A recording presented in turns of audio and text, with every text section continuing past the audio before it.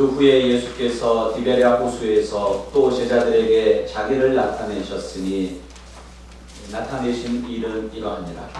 시몬 베드로와 누가와 갈릴리 가나 사람 나다나엘과 세베대의 아들들과 또 다른 제자들이 함께 있느니 시몬 베드로가 나는 물고기 잡으러 가노라 하니 그들이 우리도 함께 가겠다 하고 나가서 배에 올랐으나 그날 밤에 아무것도 잡지 못하였더니 날이 새어갈 때에 예수께서 바닷가에 서셨으나 제자들이 예수인 줄 알지 못하였더라. 예수께서 이르시되 얘들아 너희에게 고기가 있느냐 대답하되 없나이다.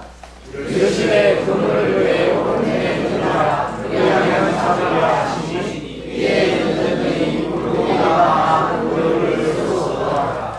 예수께서 살아나시는 그 제자가 베드로에게 이르되 주님이시라 하니 시몬 베드로가 걷고 있다가 주님이라 하는 말을 듣고 겉옷을 두른 후에 바다로 뛰어내리더라.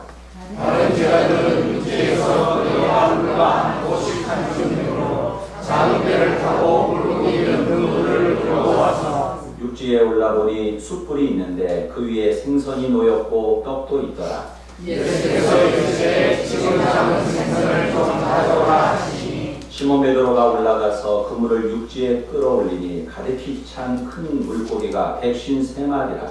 이같이 많으나 그물이 찢어지지 아니하였더라. 예수께서 이르시되 와서 조상을 먹으라 하시니 제자들이 주님인 줄 아는 고로 당신이 누구냐 감히 누군 자가 물어라. 예수께서 가셔서 떡을 가져다가 그들에게 주시고 생선도 그와 같이 하시니라. 이것은 예수께서 주님과 살아나신 후에 세 번째로 제자들에게 나타나신 것이라. 아멘. 만물을 새롭게 하시는 하나님의 은혜와 성령의 기름 부으심이 오늘 예배에 참석하신 모든 성도님들에게 충만하게 임하시기를 주의 이름으로 축복합니다. 우리의 삶은 온갖 역경과 어려움으로 가득 차 있고 인생은 그 역경과 어려움을 이겨나가는 과정입니다. 우리는 걸음마를 배우는 어린아이처럼 끊임없이 넘어지고 또 실패하면서 그 가운데 자라갑니다. 우리가 성장하기 위해서는 넘어진 자리에서 다시 일어나야 합니다. 걸음마를 배우는 아이가 넘어졌는데 거기서 울고만 앉아 있으면 어떻게 걸음마를 배울 수 있겠습니까? 힘들어도 어려워도 다시 일어나야 합니다. 극복해야 합니다. 회복해야 합니다. 우리는 모두 넘어질 수 있지만 넘어진 자리에 그대로 머물러 있으면 안 됩니다. 다시 회복해야 합니다. 회복은 어려움에서 본래적 기능이나 적응적 상태로 다시 돌아온다는 뜻입니다. 신앙적인 의미로 본다면 주님이 원하시는 모습, 하나님의 형상으로 다시 회복되는 것을 의미한다고 할 수 있겠습니다. 우리 삶의 전반에 걸쳐서 바로 이 회복이 필요합니다. 환경에 끌려가는 삶이 아니라 하나님의 뜻대로 환경을 개척하고 이끌어가는 삶을 살기 위해서 우리는 회복이 필요합니다. 부부 간에도 부자 간에도 친구 간에도 성도 간에도 관계의 회복이 필요합니다. 신앙의 회복도 필요합니다. 하나님은 사랑하는 백성들이 하나님께로 예배와 기도의 자리로 회복하여 돌아오기를 원하십니다. 그리고 돌아오는 자들에게 축복하는 분이 우리 하나님이십니다. 교회는 초대교회의 영성으로 회복해야 합니다. 한국 교회는요, 그동안 정치 경제적인 발전과 함께 급성장을 해왔지만 교회의 본질적인 목적은 점점 잃어가고 있지 않나라는 생각을 합니다. 예수님을 믿지 않는 불신자들이 예수님을 믿어 구원을 얻고 또 주님의 제자가 되는 일이 교회에서 일어나야 합니다. 그런데 교회들마다 불신자 전도로 부응하지 않고 수평 이동하는 교인들로 일시적인 성장에 머무는 경우가 많습니다. 그러니까 점점 작은 교회들은 문을 닫고 큰 교회들은 전도하지 않아도 모여있는 기현상이 일어나는 거예요. 여러분, 그것이 좋은 일이 아니에요. 교회가 망해가는 과정이 그렇습니다. 조그만 교회들이 문을 닫고 그 다음에 중간 교회들이 문을 닫고 그 다음에 대형 교회들이 문을 닫는 거예요. 유럽을 통해서 우리는 잘 보아왔고요. 미국에서도 그런 모습들을 보았습니다. 교회는 크든 작든 영혼 구원하여 제자 삼는 사명을 회복해야 합니다. 그리고 성도는 이 세상에서 주님께 사명받은 자로서 살아가기 위한 사명의 회복이 필요합니다. 예수 믿는 사람들은 그냥 사는 사람들이 아니에요. 교회에 왔다 갔다 하는 사람들이 아니에요. 사명이 있는 거예요.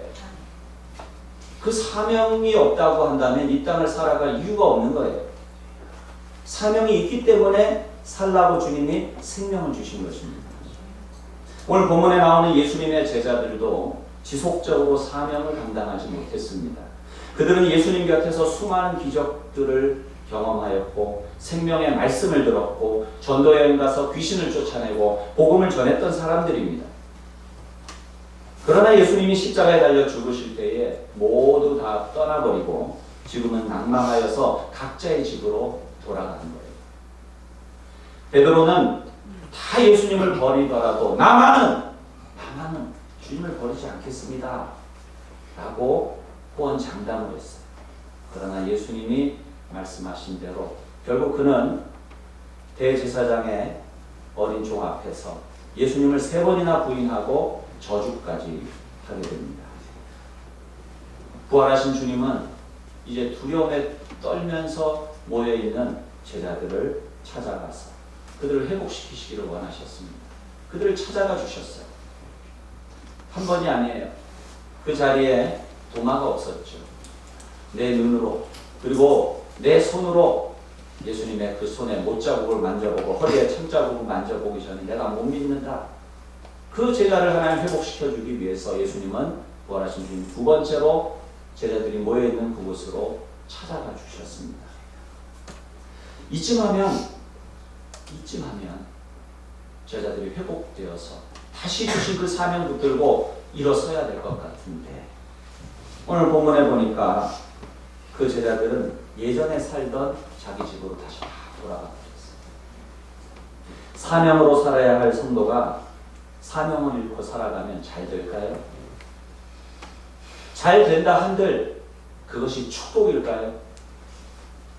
부활하신 예수님은 제자들을 다시 회복시키기 위해서 오늘 본문에 다시 찾아가 주셨습니다. 부활하신 예수님께서 오늘 본문에 보면 7명의 사도들에게 나타나셨습니다. 다른 복음서에는요 이 내용이 전혀 나오지 않고 요한복음에만 독특하게 나오는 본문이 오늘 본문이에요. 디베랴 바다, 즉 갈릴리 바다. 모두 7명의 제자들이 부활하신 예수님을 만났어요. 갈릴리 바다는 큰 호수죠. 사실은 바다가 아니고 호수이지만 워낙 크기 때문에 사람들이 바다라고 불렀어요. 그리고 그 큰 호수의 북쪽, 남쪽, 서쪽 지방마다 그 호수를 부르는 이름이 달랐던 거예요. 한쪽에서는 디베랴라고 불렀고 한쪽에서는 갈릴리, 또 여러 가지 다른 이름들도 있습니다. 근데 오늘 본문에 디베랴, 곧 갈릴리 바다라고 부르고 있어요. 거기에서 예수님이 만나 주신 사도가 7명이었어요. 누굽니까? 2절에 보면 첫째 시몬 베드로. 시몬 베드로는 잘 아시겠고, 두 번째는 디드모라 하는 도마. 도마는 여러분 아시죠? 히브리 이름이 도마인데 헬라어 이름이 디드모예요.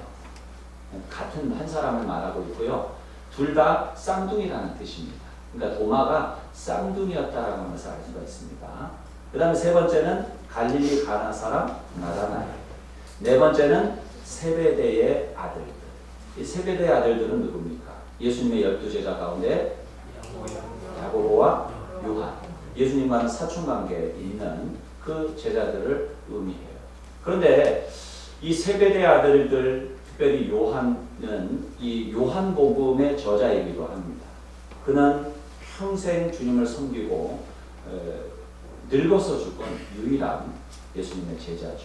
요한계시록까지 다 쓰고 하나님의 부르심을 받은 제자인데 이 요한복음에 그 이름이 등장을 안 해요. 공관복음, 즉 마태, 마가, 누가복음에는 요한이 자주 등장해요. 야고보와 요한이. 그런데 요한복음에는 그 이름이 잘 거명되지 않아요. 그런데 여기 오늘 본문에서 그것도 자기 야고보와 요한이라고 하는 이름으로 나오지 않고 세베대의 아들들이라고 그렇게 등장을 하고 있습니다. 아마도 이 요한은 자신과 형제 야고보가 드러나는 것을 원치 않았기 때문에 이렇게 언급했으리라 짐작이 됩니다. 사람이 진정으로 은혜를 받고 주님을 만나면 겸손해집니다. 아니, 겸손해질 수밖에 없지 않습니까? 오직 주님만을 드러내기 원하여서 요한은 자신을 드러내지 않습니다. 우리도 주님만 높이는 삶을 살아갈 수 있기를 바랍니다. 그리고 여섯째, 일곱째, 또 다른 제자 둘이 함께 있었다라고 이야기를 합니다.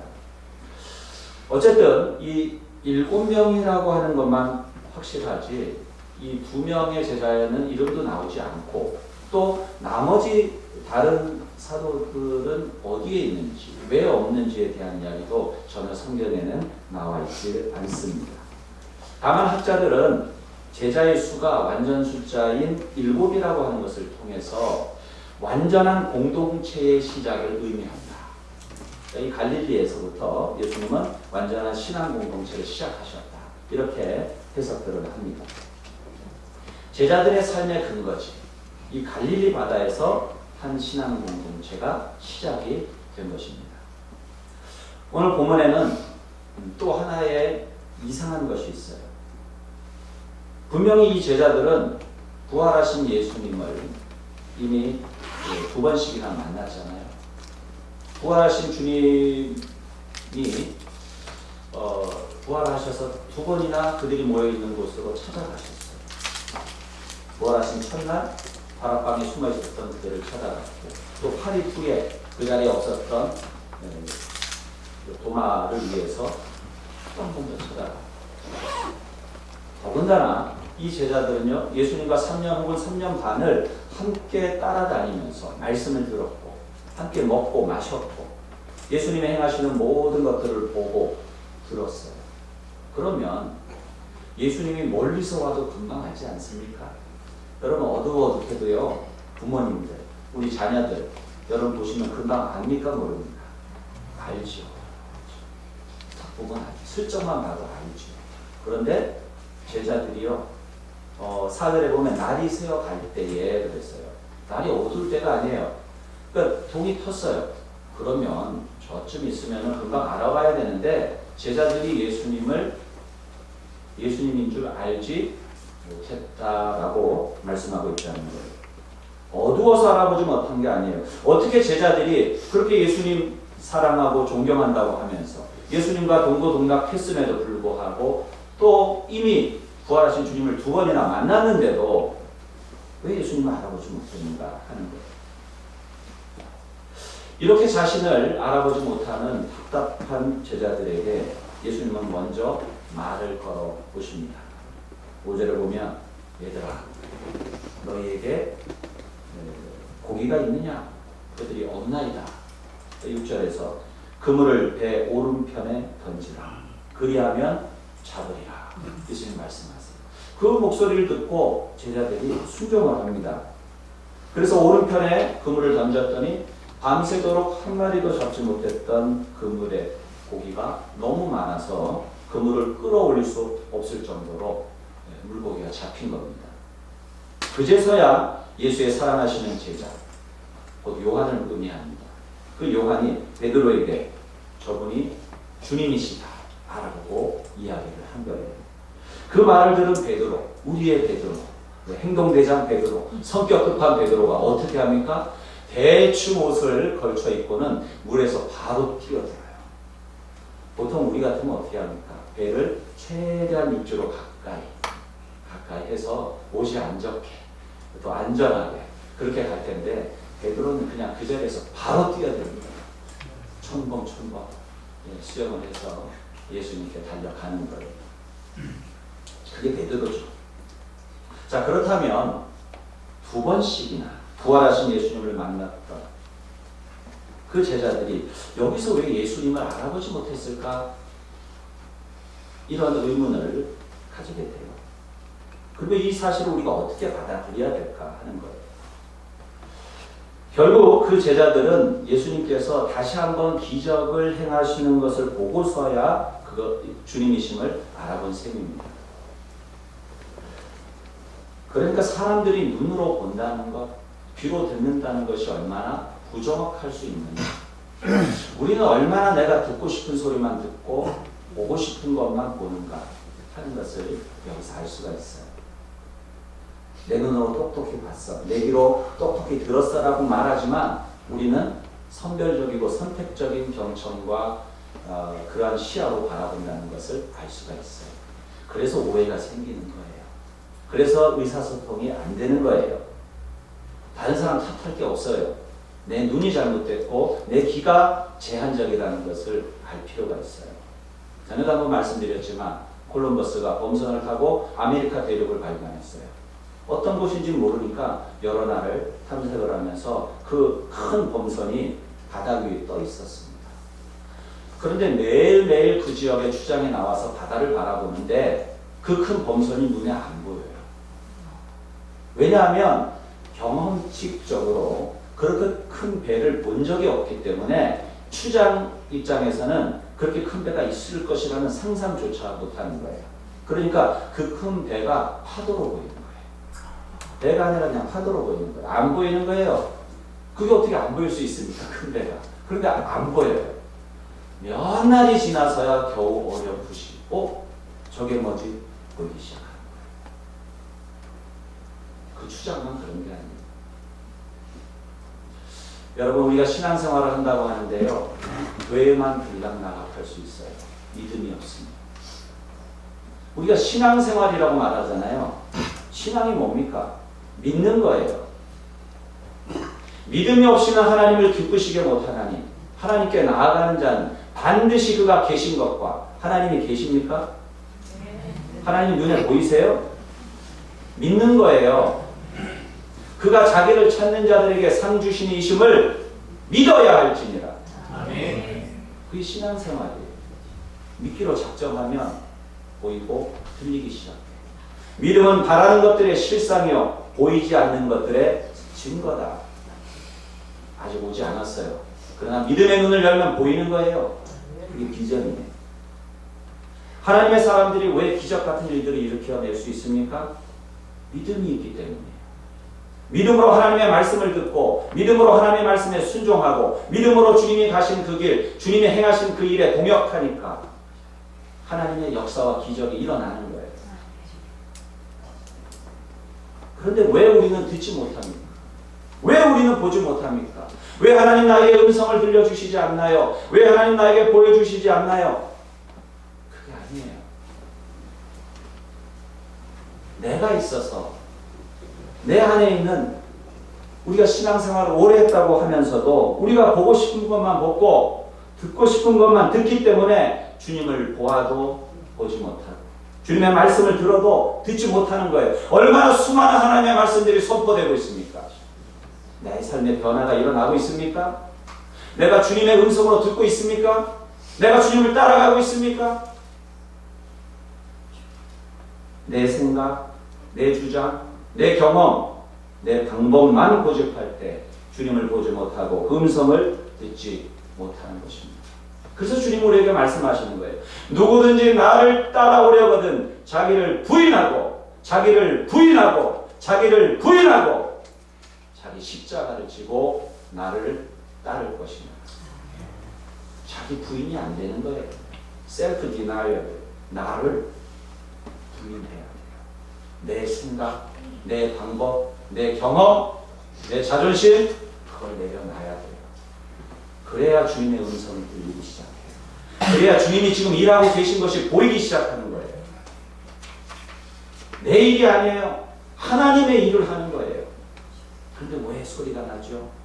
내 일이기 때문에 소리가 나요. 하나님의 일이면 겸손히 주님의 일에 주님 나를 써주십시오. 무슨 소리가 납니까? 나를 내려놓아야 합니다. 그럴 때 주님이 보이고 주님의 음성이 들립니다. 나를 내려놓고 겸손히 주님의 음성에 귀 기울일 때 회복의 역사는 시작이 됩니다.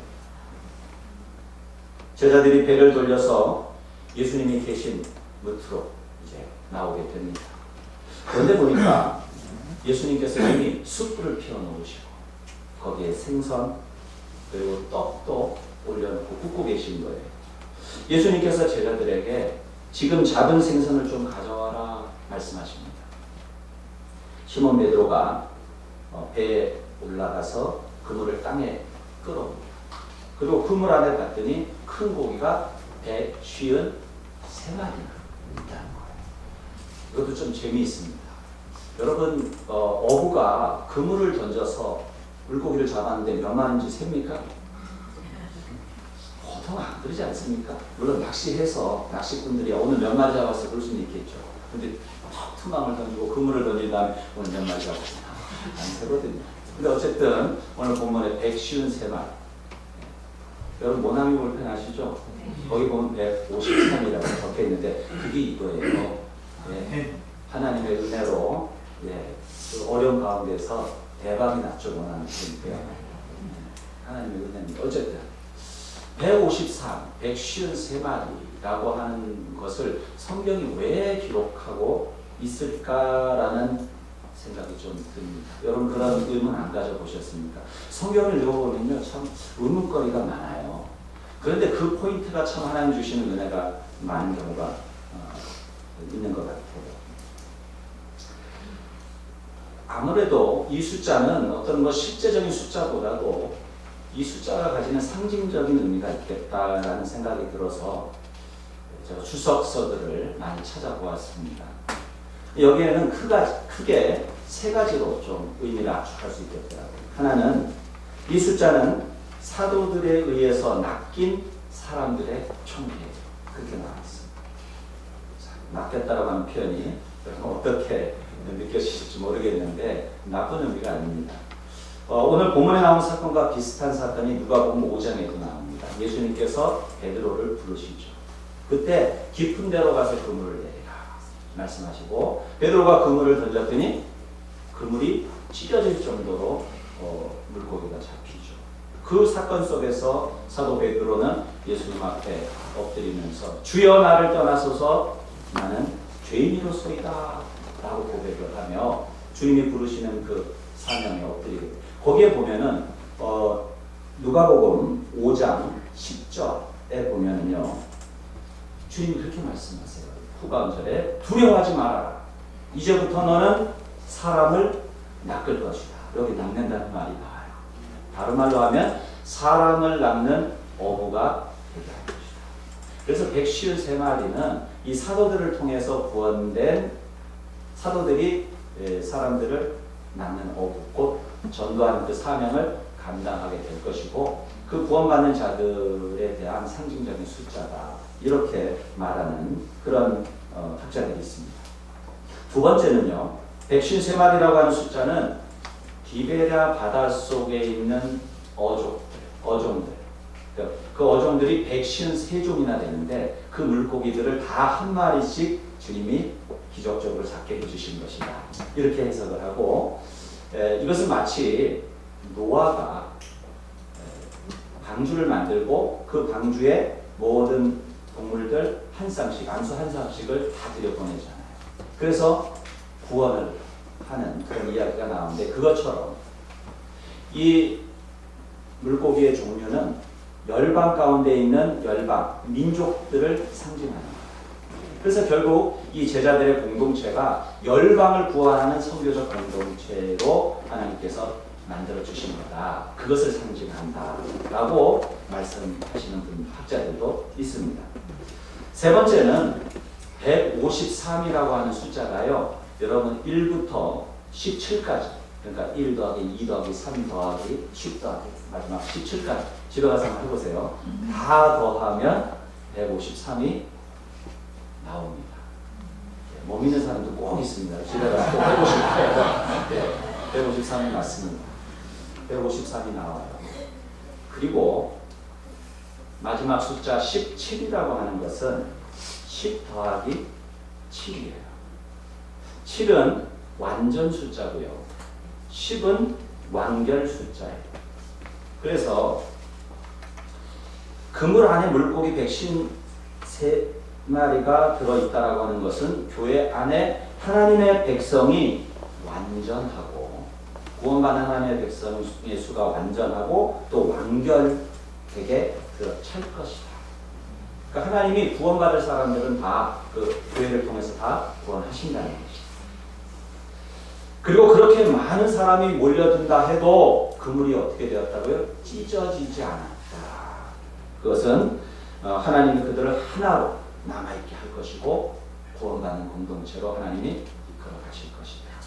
정리를 하자면 예수님께서 제자들을 택하셔서 사람을 낳는 어부가 되게 하셨고 그들이 나가서 온 민족에게 전도하고 선교하고 교회를 세울 터인데 그 교회에 구원받는 교인들이 가득 찰 것이고 교회는 언제나 하나가 되어 번창하게 될 것이다.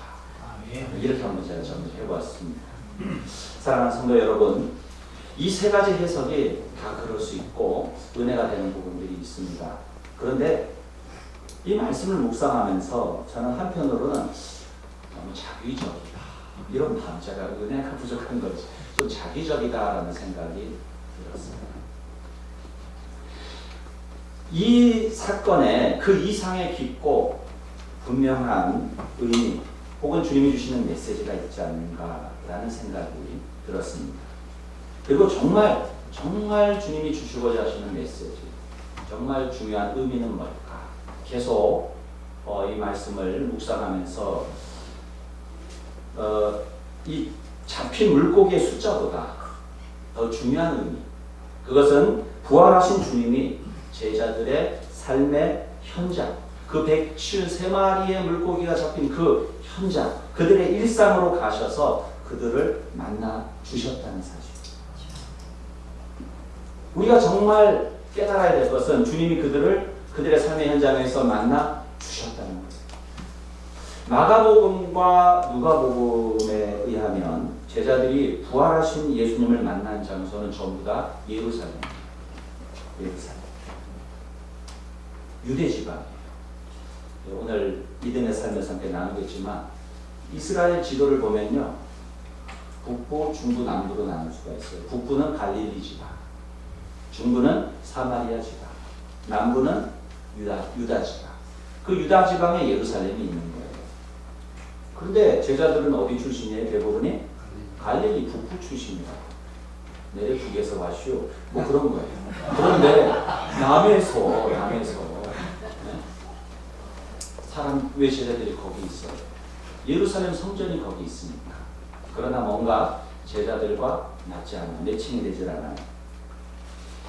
예루살렘은 원래 제자들의 주 활동 무대가 아닙니다. 그들은 고기 잡는 사람입니다. 갈릴리 바다에서. 그리고 예수님이 그들에게 성경에 보면 갈릴리로 가라고 말씀하신 장면도 나와요. 그런데 제자들이 갈릴리에서 부활하신 예수님을 만났다라고 하는 기록이 마태복음에는 나와요. 마태복음에는 마태복음 28장 16절 17절에 보면 11제자가 갈릴리에 가서 이렇게 나와요. 갈릴리에 가서. 갈릴리로 가서 주님을 만났는데 그 장소가 어디냐? 예수께서 지시한 산으로 나와요. 아, 근데 산하고 제자들하고 뭔 상관이 있겠습니까? 네. 어떤 산인지 이름도 나오지 않아요. 거기서 그들은 예수님의 명령을 듣습니다. 그런데 제자들의 삶과 별로 관계가 없어요. 그러나 오늘 본문에 예수님께서는 디베랴 바다, 곧 갈릴리 바다로 되돌아가셔서 제자들의 생업의 현장에, 고기자리하는 그 현장에 있는 제자들에게 나타나신 거예요. 여러분 자세히 살펴보십시오. 7명의 제자들은 함께 배를 타고 바다로 나갑니다. 밤새도록 고기를 잡았지만 한 마리도 잡지를 못해요. 밤을 꼬박 새우고 이미 동이 텄는데 그들은 저 앞에 서 계신 주님이 그 주님이시라는 것을 몰라요. 찾지 못합니다. 심지어 오늘 본문에는 베드로가 웃옷을 홀랑 벗어제끼고, 작업의 현장에서 그렇잖아요. 힘들게 일하려면 거추장스럽죠. 그러니까 그렇게 벗어제끼고 지극히 인간적인 모습이 적나라하게 나와 있어요. 예수님께서 숯불을 피워놓고 그들을 기다리셨는데 거기에 생선과 떡이 있어요. 그런데 많은 학자들이 그것을 해석하기를 이것은 예수님의 성만찬을 상징한다. 너무 거룩하게 성경을 해석하려고. 그게 성만찬이라고 그러면 떡만 갖고 되겠어요? 포도주도 있어야죠. 없잖아요. 정말 이 말씀이 주는 메시지, 중심된 메시지는 뭘까 고민해서 이 말씀을 보면 그래요. 예수님이 왜 그렇게 하셨을까? 왜 삶의 현장으로 찾아가셨을까? 왜 떡과 생선을 부어서 제자들을 맞이하셨을까? 삶의 현장에서 우리는 패배를 경험합니다. 때로는 실패하고 좌절해요. 내 뜻대로 안 되고 내 생각대로 안 될 때가 많아요. 그래서 힘이 빠져요. 밤새도록 물고기를 잡고 싶었는데 잡지 못했어요. 몸도 춥고 마음도 추워요. 그런 가운데 있는 제자들을 예수님은 모닥불을 피워서 그 몸을 녹여주시고 또 생선과 떡을 구워서 배고픈 그들을 먹여주심으로 그들을 품어주시고 맞아주시기를 원했던 거예요. 그들의 가장 치열한 삶의 현장으로 주님은 찾아가 주셨고 그들을 만나 주심으로 그들을 회복시켜 주셨다는 사실입니다. 그렇습니다. 오늘 본문은 예루살렘이라고 하는 그 어떤 특별한 장소가 아니라 밤새도록 땀 흘려 고기를 잡아야 먹고 살 수 있는 삶의 현장으로 찾아오신 예수님을 만나야 한다라고 하는 사실을 우리에게 가르쳐주는 거예요. 여러분 진짜 신앙생활이 그거라는 거예요. 이 교회에 와서 기도원에 와서 예수님을 만나는 것이 아니고 여러분의 삶의 현장에서 여러분을 찾아가시는 그 주님을 만나야 한다는 거예요. 바닷가로 상징되는 삶의 현장으로 우리 주님은 찾아가셨어요. 물론 다락방으로도 찾아가셨지만 오늘 본문이 주시는 메시지는 우리의 삶의 현장으로 찾아오신 주님. 그래서 그들과 함께 식사하시고 대화를 나누시면서 바로 그 삶의 현장에서 복음을 전할 것을 깨닫게 해주셨다는 사실이에요. 그래서 오늘 보면 다음 15절로 넘어가 보면 곧바로 예수님께서 시몬 베드로에게 사명을 주십니다. 네가 나를 사랑하느냐? 내 양을 먹이라. 내 양을 지키라. 우리가 부활하신 예수님을 만나야 하는 곳은 기도원이나 교회보다도 우리가 땀 흘리고 부대끼며 살아가는 삶의 현장이어야 합니다. 우리가 복음을 전한다든가 소명을 받는 것은 어떤 특정한 장소, 교회나 기도원이 아니라 나의 삶의 현장에서도 충분히 가능한 일이요. 어찌 보면 삶의 현장에서 우리는 주님을 만나야 하는 거예요. 우리 한 사람 한 사람이 살아가고 있는 삶의 현장에서 이와 같은 일들이 일어나야 되는 거예요. 그것이 진정한 회복이고 또한 진정한 주님이 원하시는 모습인 것입니다. 오늘 한국교회의 근본적인 문제는 교회나 기도원에서는 교인 같은 교인들이 많은데 직장이나 일터 삶의 현장에서는 교인답지 않은 사람들이 너무 많다는 거예요. 교회나 기도원 안에서는 거룩하고 신앙심 깊은 사람들이 많은 것 같은데 삶의 현장으로 돌아가면 예수 믿는 사람인지 전혀 알 수 없는 사람들이 너무나 많다는 데 있다는 거예요. 그렇습니다. 부활하신 예수님께서는 옷을 홀랑 벗고 고기잡이에 정신이 팔려서 주님도 알아보지 못하는 베드로처럼 그렇게 정신없이 우리의 삶에서 살아가고 있는 우리 곁에 오셔서 당신을 바라보고 당신에게 와서 힘을 얻고 나아가서 그 사랑을 전하라고 우리에게 조용히 말씀하고 계십니다. 사랑하는 성도 여러분, 부활하신 주님께서는 오늘도 여러분이 살아가는 그 삶의 현장으로 찾아가셔서 여러분을 부르고 계십니다. 바로 거기서 복음을 전하라고 찾아와 말씀하십니다. 주님이 부활하셔서 제자들을 찾아가시는 이 절기에 여러분의 삶의 현장에도 부활하신 주님이 찾아가 만나주심으로 여러분의 사명이 회복되고 삶이 회복되는 은혜가 충만하시기를 주의 이름으로 축원드립니다.